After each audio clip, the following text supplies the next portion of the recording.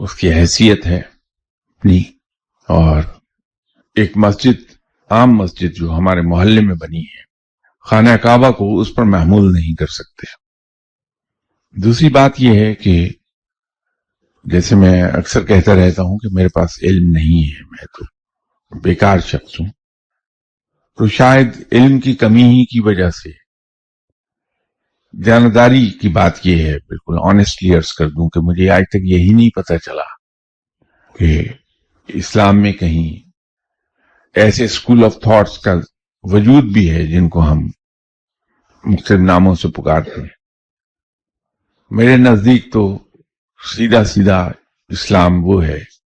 जो कुरान पाक में बयान हुआ है और आप सल्लल्लाहु अलैहि वसल्लम ने अपनी हयात तैयबा की सूरत में उसका प्रैक्टिकल नमूना पेश किया है।